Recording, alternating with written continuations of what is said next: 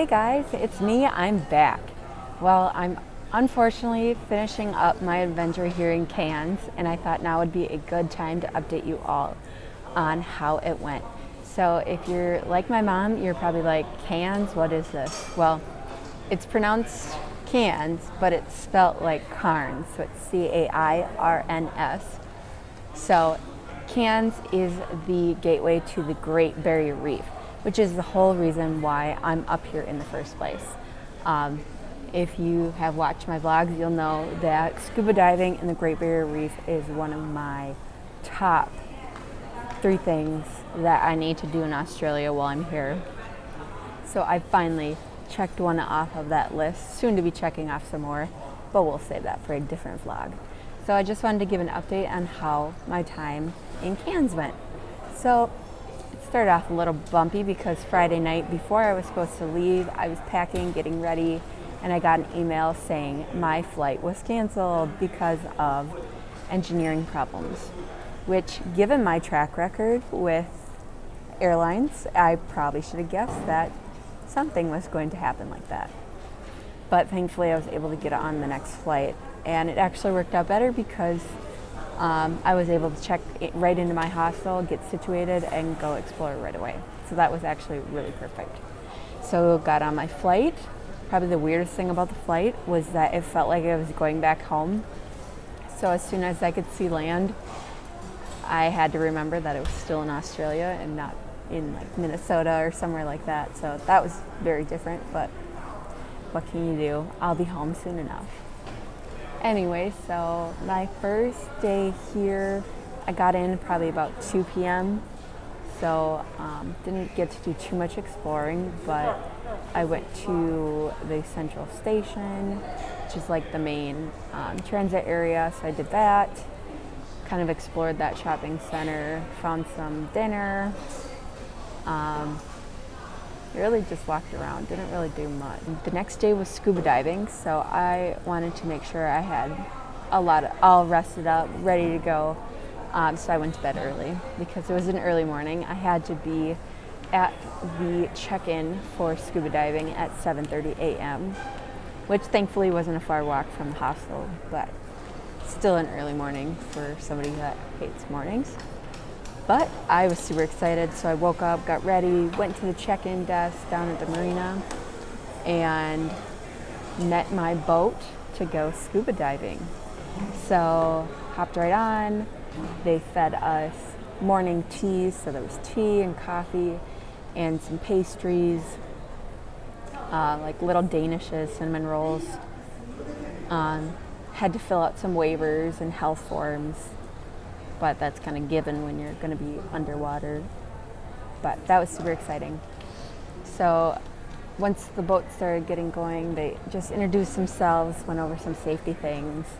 What happens if we go under? They were super funny, saying things like, if you're too scared to jump off of the boat, just wait because it's going to sink. So the water will get you eventually, kind of thing. So that was funny. And like if we did go overboard, they're like, bring all the alcohol with. So they were just a really fun time. And then we split up into our snorkeling and diving groups. So as divers, we had to go over like the basics of what to do with your rebreather and things like that. And then they taught us some skills that we would have to show and prove to them that we could do before we could go underwater. So some of the basic skills, simply just being able to breathe in and out constantly without holding your breath, getting the water out of your mask. So basically you just put your hands on your mask, look up, and breathe through your nose, which we learned that in school, so I knew that one.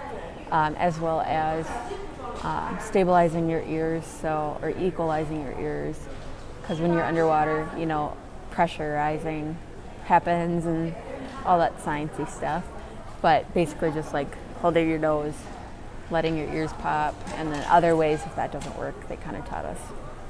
And then the other skill we had to prove that we could do was how to get water out of our mouth, essentially, like when you're underwater. And this one was a little bit harder, but I'll get to that. So you have to like put it in your mouth, and then take it out and go 1, 2, and apparently then you'll be able to breathe again, and that takes all the water out of the rebreather. So then after we learned those skills, it's basically all they taught us was, and then kind of gave us some signs of like clownfish, or they have one like clam, because obviously when you're underwater you're not talking to each other, so you have to kind of have hand signals. So they taught us this is up, this is down, though this is obviously okay, or like if she points something out and you see it, you go okay, and then the other one was something's wrong, and then you have to point it out. So on my second dive, which I'll talk about, I had to say something's wrong and explain. So once we went over our briefing, then it was time for some snorkeling, to just kind of get started off. So we zipped up into our stinger suits because it's stinger season, just to reduce the likelihood of us getting stung by a jellyfish, basically. So we had these wonderful black suits that actually helped protect us from the sun as well, which helps because I get sunburnt really easily. But so we zipped those up and got our snorkeling gear, and we were able to jump right in the water. And that first jump was amazing because I really didn't know what I was going to expect. But snorkeling around the reef was amazing. I saw so many fish, and the reef down there was so lively, and that was really cool to get to see and just see how things move with the water and such. So that was really cool. So I did that, and then because I was still waiting to go diving, but I kind of went off on my own on the reef. There's like this area you can stay in, and I came across a sea turtle, which was by far the coolest thing I think I saw on that reef that day. Easily, hands down, one of the coolest things. And I was within 2 feet of this turtle. She wasn't scared of me, I wasn't scared of her. She's just eating the algae and going up for air, come back down. It was really cool. I kind of got to just swim next to her, and they teach us not to touch anything on the reef, not to interact or interfere with the lives of the fish and wildlife down there. So I just observed and let her have some space, and it was really cool.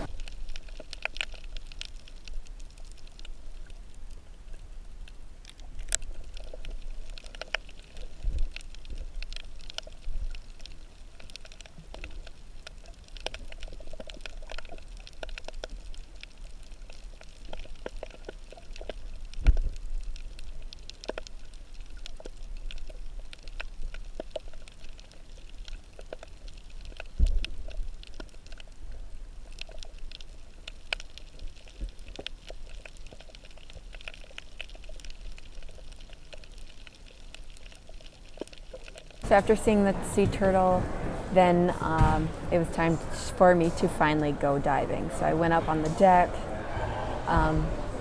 Basically, they didn't have to teach us anything about the equipment because we weren't going to really be diving on our own ever in this daytime. So they put giant takes on, we put our flippers on, they strapped us in, they put like a weight around our bellies so that we sank and didn't float, which is kind of funny. And then once we were all strapped up, it was kind of like the waiting game until we got the go-ahead that the instructors were ready and everything. And then they helped us up from our seats because the air tanks had to have been about 50, 60 pounds strapped on your back. And then plus you have your big flippers walking, so it's not like the most graceful time of my life. But then they walked us over to the edge, and they stand with their heels on the boat and they say, "Are you ready?" Yep. So you hold on your rebreather and you hold on to your mask, and they say on the count of 3, 1 big step. And so 1, 2, 3, big step, and they kind of give you a push off the boat so you don't hit anything. And that was cool. So then after that, they let us practice our skills. So there's a metal bar on the back of the boat that you walk yourself down, and you just kind of work on catching your breath underwater and figuring that out. And then you go through your skills of taking the water out of your mask, stabilizing your ears, and then they do the 1, 2 thing, getting the water out. And I freaked out and panicked the first time because I ran out of air and I wasn't able to do the 2 thing. But I was able to stay underwater, unlike 2 other people that they panicked and had to float back up to get some air. Kind of is a little scary when you can't breathe like that, but once you figure it out, it's like, oh, it makes so much more sense. So then it was time for me to finally dive. So there was another girl with me and the instructor, and each of us were on both sides of the instructor, and the instructor took us down and just took us around the reef, and it was just so cool down there. To say that I was actually diving in the Great Barrier Reef was amazing. I mean, I probably saw about the same stuff that I did snorkeling, but it was still so cool to say that I was doing what I was doing, because I don't know how many people can actually say that back home. Not too many. So that was amazing to finally get that opportunity to be down there and scuba diving. So we just made our way around the reef. We were probably only underwater for 20 minutes or so, so it wasn't an insane amount of time. I would have loved to stay down there all day, but obviously you can't because of the air tanks will eventually run out. But it was amazing. We saw stingrays, so many fish, and I loved every second of it. I didn't want to resurface, but that was so cool. And then we got to do a little bit more snorkeling after we resurfaced. So while I was out snorkeling, everybody else decided to go out on the glass bottom boat. I decided not to do that just because you can get so much closer to the animals and the wildlife when you're snorkeling, so I did that. And then when they came back, we finally had some lunch. So lunch was prawns and some other raw fish. Not really sure what it was, but it was good. Some chicken, some different salads of coleslaw, some sweet potato type salad. Just really delicious. Bread, some meat platter stuff. So filling. I was so full after that, so that was good for diving. But then after eating, the boat started moving again, and we went to our second dive location. And I got to dive right away, so they suited me up, put the stuff on. Literally, as they were like getting the boat ready, I was ready to go. So then at our second location, I was ready to dive. I got to be a little bit more independent, and I only had to hang on to the instructor while we were going down and when we resurfaced. As long as the conditions were good, she would let me kind of just swim next to her. I had to be about an arm length away, so that was fine. I just had to prove that I could pass one more drill or exam or pass this last test. So basically it was as if the rebreather was lost and I wasn't able to get it anymore. Just kind of teaching me how to get it, where you like sweep your hand backwards because that's where it comes out of, and you can catch it and put it back in and then get the water out of your mouth. So it was actually like super easy, passed with flying colors, and then we went down and went around. So talking about how hand signals played in a part, apparently my mask was not fitting right, so while I was down there, I had to constantly keep getting the water out of my mask. And eventually it was to the point where I just couldn't see anymore. My eyes had gotten a lot of salt water in them, so I had to talk to the instructor and say, something's wrong with my mask. And she tried to fix it underwater, and that didn't work. And so we ended up having to resurface. We switched masks, and then I was able to continue our dive with that mask, and it worked a lot better. Then we just snorkeled a little bit more after that. And unfortunately, that was the end of our day already. So it was probably about an hour boat ride back into the harbor. So I somehow fell asleep and took a little snooze on the ride home. But it was an amazing experience. I would totally do it again. I wish I had more money and more time and I would have done like the live aboard cruise where you're out in the water for 3 days living on this boat, because then you don't have to travel back and forth. And one of the girls in my hostel was doing that, and I'm so jealous because I would have loved to do that. But save that for the next time I go to Australia, I guess. But that was amazing. If you ever get a chance to scuba dive the Great Barrier Reef, highly, highly, highly recommend doing that, and or at least getting out to snorkel it, because wow, it was amazing. There really isn't going to be a bad day out there as long as the weather's nice. You're definitely going to see stuff. It was just amazing to see, and to say now that I've been in the Great Barrier Reef, like, that's insane. So that was my first like full day in Cairns, and then just kind of hung out for the rest of the evening, because that's pretty exhausting being out on the water all day long. And then the next day I went up to this little rainforest village called Cairns. Literally like nothing is up there, to be completely honest. There is like this wildlife thing that includes a butterfly garden, a kind of like a mini zoo with Australian animals, and another place called Bird World. And if it weren't for those three things, I don't know if I would recommend going up there. They have like these markets, but to me they're nothing like super special. It kind of just seems like a lot of knockoff souvenirs and knockoff items trying to pass as a real thing. So but I went up to the koala village right away in the morning.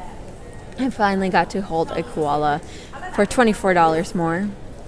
You got to hold one. So of course I was going to do that, because only in Queensland can you actually hold a koala. It's like illegal in New South Wales, where Sydney is located. So I finally got to hold a koala, which I was super excited about and loved every second of it. And then just kind of walked around the park where there's kangaroos and other Australian animals. And then I made my way to the next park, which was Bird World. I'm so glad I went to Bird World, because it was honestly like one of my favorite places, because I went there early in the morning while the birds were still hungry, and we got to buy a bag of food, and they were just like flying at you and flying and landing on your arms. I think I had like 4 birds on me at one point. It was so cool, and I actually got like really bad scratches from them because I was wearing a shirt. I had my like shoulders exposed, which is a bad idea if you go. But I loved it there because the birds were like super friendly, and they followed me around, and I just felt at home, to be completely honest. But I loved it. They were so much fun, and they were beautiful. So they had international birds as well as like native birds to Australia. So just a lot of things to see there. And then from there I went to the butterfly gardens, which I was super excited for because I love butterflies. But to be completely honest, it wasn't as exciting. It was nothing like the Minnesota State Fair butterfly garden, where there's just like so many butterflies flying around. It was more like a habitat type thing. The butterflies didn't really land on you, so that wasn't as exciting.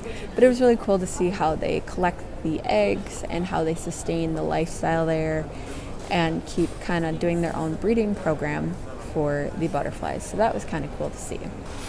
And then from there, I just kind of walked around Cairns, which again, not really much to see. So I just kind of bummed around and then went back into Cairns because like Cairns didn't have much. And then once I was back in Cairns, just kind of walked around. But then the next day, I had booked a tour with Uncle Brian, and that was going to bring us up to the Daintree Rainforest. The Daintree Rainforest is about 3 hours north of Cairns. So everyone had said and recommended to get up there, so I definitely tried and found a way. So they picked us up and we drove up to Port Douglas and just had like a good morning tea and explored that area a little bit. and then made our way up to the actual rainforest area, which was probably about another 2 hours from there. And we had to cross the Daintree River by ferry because that's the only way to get up to the northern half of Australia. So we crossed this river by ferry, so the whole bus just drove right on top of this ferry, and then we kept driving up this winding road. So the whole way up the coast after Cairns is just this super narrow, windy road, and it just keeps going. We actually had a guy on our bus get really sick, and he had to pull over and throw up, but I also think he might have had a little too much fun the night before, making him a little sick the next morning. Our first stop then was up on this lookout to kind of see over it's up where we were. It's called Cape Tribulation, and that's basically where the Daintree rainforest meets the Great Barrier Reef. Like, there's no other place in the world that has that happening, so it's really cool to get to see. And actually at this lookout you could see the island where Steve Irwin's accident happened, that ultimately killed him with the stingray. So that was interesting to get to see. After lunch we went out to the Cape Tribulation Beach, or I think it was also called like Coconut Beach or something like that. And we just went out to look because you can't go swimming there because it's stinger season and nobody wants to get stung by a jellyfish. So we just walked around. We made our way back to the bus, and then from there we were going to go to a swimming hole. It's really funny. So this tour company has like this really good friend that has his own private swimming hole in the rainforest, and they let this tour company use it. So we were on this guy's private land in this swimming hole, and we went swimming, and it was really cool. There was like a rope swing and like a slide, and it was a really cool area, to be honest. Like, I wish I grew up having that, because I think I would have been the coolest person in Polk County if I had one of those. But it was actually like this super deep watering hole, like I couldn't touch at one point. But the guys were all showing off on the rope swings and doing belly flops and things, and I wasn't about to get up there because I know I have like no upper body strength. So I went over to the slide, and lo and behold, forgot to wet it and went to go down the slide, and my thick hips got stuck because they didn't have any, like, there's too much friction, and I even have marks on my legs still from it, but everyone got a good kick out of that, so that was funny, I guess, whatever. And then wetted the slide and then went down the second time, and it actually worked, but everyone thought that was hilarious, so I'm so glad my embarrassment made them happy. But anyways, we just swam around a little bit more, and then I had to rope swing. Like, it would have been hard for me to leave the rainforest and not like attempt the rope swing. So I just got up there, and it was more like a quick fall, but it, like, I tried. So then after swimming, we went on a little bushwalk. There was like this boardwalk area, and we were kind of trying to find some snakes and some other critters in the rainforest. Ultimately, all we saw were like some lizards, but they were really cute and really funny to watch. So that was a good time. But then after that, we did like a little trivia game, and it was in the van, or in the bus, I guess. And it was just like theme songs to TV shows and movies. And there were 19 of us, and our group got 17 out of the 19. And we tied with another group, and the final question was the Simpsons theme song, and I got it. And our team won, so thank goodness for American television and Netflix, because I don't think I would have won if it weren't for that. But then we got some bars of chocolate, and we made our way over to the crocodile adventure on the Daintree River. And we went to go hunting for some crocs. So we got on this boat, and they just kind of drove us up and down the river. We saw a crocodile. It's probably about 10 feet long. He was laying on the up on the bank of the river, and then we saw a giant python hanging in a tree, and we saw another croc just kind of hanging underneath some trees. So that was cool to actually get to see a crocodile. But on this cruise too, they gave us a beer and some chips. So it was just beer makes everything better, especially when you're amongst like 20-year-olds. I think all of us were like 22 to 28. So it was a good time. We were pretty funny. Oh gosh, there were some English lads on the boat and I got a kick out of them. First off, one of them could have married me easily, but that's besides the point. They were so funny. The first crocodile we saw, one of his friends was like, "Oh, hey, are you going to take a picture of that?" And he goes, "No. I could see it on Google, or I'll just use one off of Google," or something like that. Like, it was so funny. And then the tour guide was like, "Well, you know, it's kind of hard to find crocodiles." And one of the Englishmen turned around and goes, "Wouldn't it be easier if you had like a tracking system, like a beeper on them?" I'm like, oh my gosh. They were hilarious. Oh my gosh. I laughed so much on that crocodile cruise because just some of the things that was coming out of their mouth. So funny. Again, they could have easily married me. I wouldn't have been angry. But then after the crocodile cruise, we just made our way all the way back to Cairns and said our goodbyes, and it was a great day.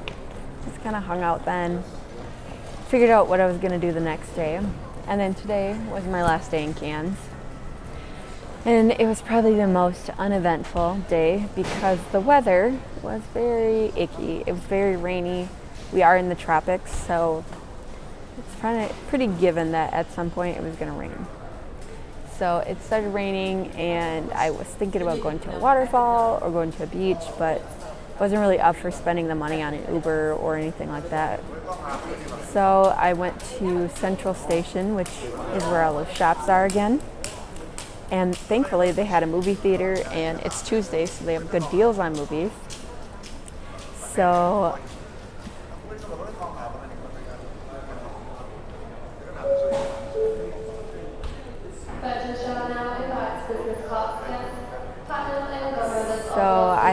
they have good deals on movies, so I went to see Frozen 2. What was that guy doing, first off? Anyways, so I went to go see Frozen 2, and it was really good. I enjoyed it. It was actually really good. And then just kind of walked around Cairns, caught my shuttle, and now I'm back sitting at an airport waiting for my flight because that's what I do. And speaking of my luck with airlines, my flight has been delayed about 45 minutes, but that's okay. I can take it.